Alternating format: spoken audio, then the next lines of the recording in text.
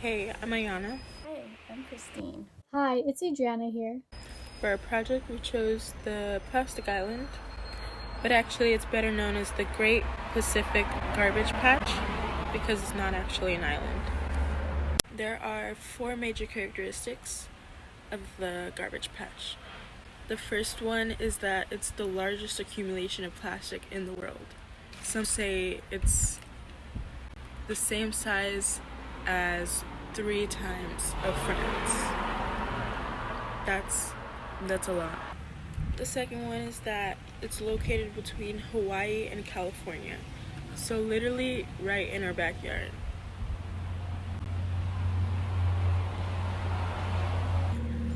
Our third characteristic is that it weighs 80,000 tons, which is the equivalent of 500 jumbo jets.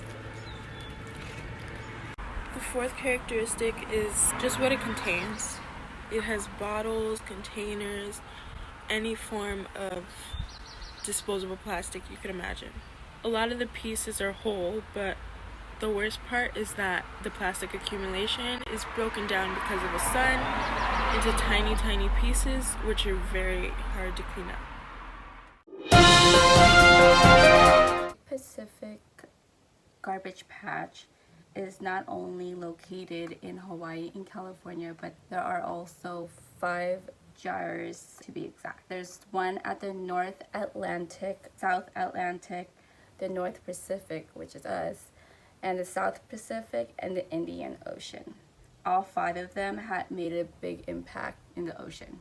Plastic Island is important to the human life because there's plastic indigestion, which means that the animals in the ocean can digest the plastic, which will cause various risks such as malnutrition, exposure to toxic chemicals, and plastic entanglement. Plastic will enter to the food web as Anika from the educator in Agalita. She will mention about the food web in the marine life. Microplastic ingested by marine life can end up in the human body because since plastic is not biodegradable, it can be broken into smaller pieces. Pollutions in oceans and seas contributes to climate change because our oceans are strewn with trash and plastic. Capacity take in carbon dioxide emissions in the atmosphere has decreased, while 15% floats on the sea surface and another 15% is suspended in water columns. 70% of plastic pollution in oceans and seas settle at the bottom. According to the research, evidence that the Great Pacific Garbage Patch is accumulating plastic, they explain that microplastics were estimated to be around 1.8 trillion pieces that are floating in the area. Plastics were collected for their study and indicated that there are certain types of debris that may have accumulated in the Great Pacific Garbage Patch. Unfortunately, as a result, they found that plastics has increased in the surrounding waters. Many people are not aware of all the plastic and microplastic in our oceans. They are also not aware of how and what to recycle. And when plastic waste is not recycled properly, it ends up on our beaches and in our oceans. This affects marine life dramatically. They often mistake plastic for food. Sea turtles mistake plastic bags for sea jellies. Birds and other fish mistake bright microplastic for krill. The fish we eat could be affecting our bodies, but scientists are still doing research on that. The way of preventing plastic from entering our oceans is to recycle properly, avoid using single-use plastic products, and switching to sustainable products. People are learning the importance of taking reusable bags and containers wherever they go. Another way of helping is to inform others of the issue so that they can help make a difference. Volunteering to help clean the beach is a great way to start. Reducing plastic use and recycling what we do use helps keep plastic out of the ocean. So, welcome to our interview. Thanks for having me. First and foremost, can you introduce yourself, please? My name is Annika Ballant. I am the education director at Algalita. We're a nonprofit in Long Beach that studies plastic pollution, and our main mission is to create a world where plastic pollution is unthinkable, which is really a huge mission, but ultimately we're trying to do that through educating young people about the issue and how they can get involved in the solutions. Yeah, so that's me and Algalita. That's awesome. That's what we need, more young people to get involved. Mm-hmm. So I have to be upfront and say that I have never been to the plastic island, but actually it's not really a plastic island. Place that's referred to as the Great Pacific Garbage Patch is actually just one part of our oceans that has plastic in it. So if you were to go out there and sail through it, you might not even realize that there's plastic there. And the reason is because the plastic's kind of breaking down into tiny and tinier and tinier pieces. And that happens actually because of the sunlight. So the sun is what makes plastic break down into smaller pieces. It's called photodegradation. But if you were to sail through it or swim in that area, you would see, like, right underneath the surface a bunch of different pieces of plastic floating just underneath the surface. So pieces as small, so small that you can't actually see them with your naked eyes. You see little fragments. It kind of looks like confetti in a way. Some bigger pieces are there, of course, too, because they're actually being taken there by the currents, and then those big pieces break down into smaller and smaller pieces as they kind of stay out there, accumulate in that region. So some people call it the plastic island, but we really don't like that term because it makes people think of it's a place that's really well defined, when in fact it's all over the place. It's just scattered, but that area is a little bit more densely, has more plastic in it than surrounding areas. And it's not something you can see from space or go to, and there's no island you can walk around on or swim underneath. It's just this huge expanse of the ocean where there's more plastic accumulating because of the way the currents rotate. So, all right, so in a couple different ways. So we understand that the plastics in the ocean are impacting organisms mainly through ingestion and entanglement. So ingestion is where an organism eats the plastic. Entanglement is where it gets kind of stuck or tangled in it. This can have impacts on organisms at pretty much every part of the food chain, from the base of the food chain, where even small organisms like plankton can ingest the really tiny microplastics and nanoplastics, all the way up to fish and organisms like jellies and large organisms like whales and sharks, who are at the top of the food chain, and seabirds. And so plastics are accumulating in the ocean food chain at pretty much all levels. And that also comes back to us because we are also part of that food chain, right? Because we eat fish, or a lot of people do. So that doesn't necessarily mean that humans are eating plastic, because we don't normally eat the gut of the fish. But the frontier of the science is looking at how nanoplastics, which are really, really small pieces of plastic, how they might actually be able to transfer into the tissues of the fish. And they can affect, they can harm the organisms either by, for example, if a seabird eats a huge amount of plastic, they might actually starve to death because they're not getting enough real food. They artificially feel full, even though they're not getting the nutrients. Or you can have impacts where the chemicals in the plastic affect the hormones of the organism, and affect its ability to reproduce, or its energy reserves. Maybe it doesn't have enough energy. Perhaps it causes cancer, or so there's a lot of different ways that the plastic can impact the organism. And as we currently understand it, this depends on the organism, the type of plastic, the size of the plastic, the form of the plastic, like what shape it has. So there's still a lot of research that's being done on the different impacts, but in general, that's what's happening. This is actually something that the movement, the global movement against plastic pollution is currently trying to raise awareness on this on a broader level. So when we're looking at plastics in the ocean, the impact on humans is quite minimal because the main interaction we have with that is our food chains and eating fish. But if we look at plastics themselves, there's actually a much broader issue. So plastic is made from fossil fuels. When the way that plastic is made is oil companies and natural gas companies extract those resources, and they refine the oil and the natural gas, and some of the chemicals go into making things like gasoline, and some of them go into making things like plastic. So all of the effects on humans that are occurring through fossil fuel extraction, like if you're somebody who lives close to a fracking facility or close to an oil refinery, you know that the air quality in your region is being dramatically reduced, and the water quality as well. And generally, this is impacting low income communities and people of color.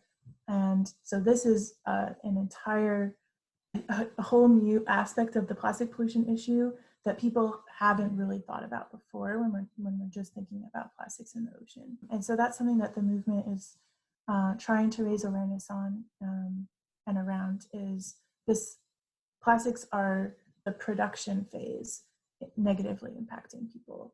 There's a huge connection to the climate issue as well, because it is a fossil fuel. And when we're done with our single-use plastics, right now, globally, we can only recycle about 15% of them. That's like a high estimate.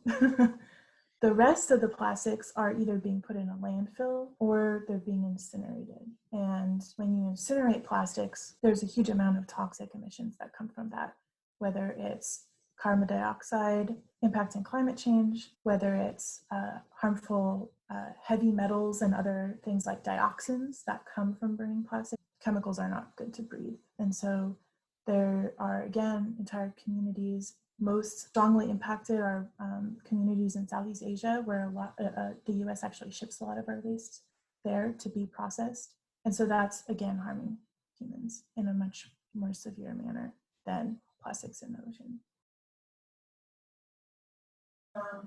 In my opinion, the garbage patch is already too big of a problem. I think that any plastic in the ocean or in the environment is too much. And yeah, so when we look at the issues with the garbage patch, a lot of organizations and groups, their first reaction is to say we need to clean it up and to figure out technology to remove plastic from the ocean. But I think a smarter action is to look at prevention. So we've done the damage. The ocean has a huge amount of plastic in it.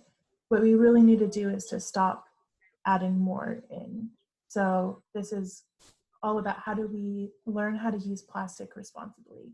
How do we find alternatives for plastics? Materials, or even better yet, alternative ways of getting products to people without packaging at all. I think it's already really bad how much plastic is in the ocean. And it's not just in the surface water, it's throughout the water column, because as there are some kinds of plastics that actually don't float in water. So they're floating through the water column. They're also in the sediments, they're in our rivers and our lakes. We have plastics in our soils. It's literally getting into every part of our ecosystem. So cleanup is not even a question, right? Though one thing that I like to say is cleanup is just a really great way to see how bad the problem is, and to inspire people to take preventative action. The way that we look at the solution is in three parts: the elimination, innovation, and mitigation. We need to first figure out how to eliminate unnecessary plastic in our world. So this is a lot easier said than done, but it needs to happen through many different pathways. We need people to try to change their own personal habits. in their homes, in their communities, in our schools. We need systems to be put into place where all of the reusables are accessible, right? So ideally, it's not on the burden of every individual to make the right decision. Because a lot of times that depends on not just if that option's available, but if it's affordable. Also, there's the number one driver that determines what we do in our communities is our social norms. So we copy what other people do. We do what is perceived as socially acceptable. So we really need entire systems to change where reusables become the norm, they become the culture, they become the go-to and the obvious and the only option. And so that's on a more individual level, but we also need businesses to provide systems that allow us to do that. We also need policy that incentivizes these reusable or renewable, reusable systems, sustainable systems. So all these things need to come together. So it is actually really complicated. How do we make that happen? Especially in our world that's driven by capitalism. And that's like the number one driver and kind of thing that dictates what happens in our societies. And so what I'm trying to learn more about right now is things like steady state economy and alternative economic systems, alternative systems that will help us think about how to solve this problem, things like biomimicry. Can we learn from nature? How can we copy nature's systems to build a more sustainable way for humans to live? So there's no silver bullet solution when it comes to this. These are really complicated issues to solve because first we need to think about the environment. We also need to think about people. So we could say, okay, nobody's going to be able to use single-use plastics anymore, but then that is going to have negative consequences on so many people. So we really need to think about how do we do this in a not just a sustainable way, but in a just way as well. And then innovation's kind of that second tier where we need to be really creative about how we think about new business models. How can we figure out how to run businesses that aren't just trying to make a profit, but are trying to help people and help communities and help the environment as well? How do we think outside the box in terms of getting products to people without packaging? How do we improve recycling systems? How do we incentivize the correct behaviors? And how do we do this all in a way that is locally specific? So every community has different culture, different values, different social norms. So every community needs to have its own solutions that fit that community. So this is, innovation is kind of like this encompassing thing that we really need. We're kind of learning that the systems we have in place aren't working for people and they're not working for the planet. So we have a lot of thinking to do. And then the third part of the solution is mitigation, which is how do we reverse the damage we've already done, or how do we make the impacts less bad? And that's kind of the thing that we'll have to focus on once we've found solutions that actually do allow us to use less plastic. And a lot of this is getting businesses to take responsibility, because right now businesses aren't held accountable for the environmental and social damage that they're doing. Once that changes, then everything will fall into place. In college, when I had to do an internship between my second and my third year, so I was just online. My major was Earth and Space Sciences, and I was focusing on oceanography, so studying the ocean. And I found out about Algalita and just searching online. Not that exciting of a story, but that's how it happened. And I just saw those images and I was like, this is not okay. And I just never looked back. So I just kind of decided that was going to be my project. And here we are 10 years later. That's pretty cool. So we're done with all the questions, but I actually had one more question. What are some of the most direct ways we can help? Or is there like something we could donate to or something we could do physically? I would challenge you guys to think critically. And so on a more concrete level, there's actually a lot of ways you can get involved. One is through your careers. So whether you're interested in policy, chemistry, oceanography, health sciences, whatever it is, there's probably a way that you can apply your careers to solving this issue on a larger scale. So we really need young people to be going into the workforce and into policy and being community leaders and thinking about these kind of things and challenging, being leaders in the sense of challenging the people that you're around to be the best people they can be, to create the best communities they can, to consider the environment in their choices, and not just in communities but also in businesses. And I truly believe like that there is a way to create a planet where humans live in harmony with nature. We just have to, it's not going to be easy, it's not going to be soon, but there's already so many ideas out there that have just been generated in the last 10 years that are going to rocket us to like to the next level. So there's a global movement of people just focused on plastic pollution. It's called the Break Free from Plastic Pollution. And so you guys can get involved in that. You guys can become members. You can just stay up to date. There's a documentary you can watch called The Story of Plastic, which just came out, which you guys can screen for your school. Those are just a few of the ways you guys can get involved. So the last thing was we work really closely with another organization, or we're starting to work more closely with them. They're called PLAN, Post Landfill Action Network. They are a phenomenal organization.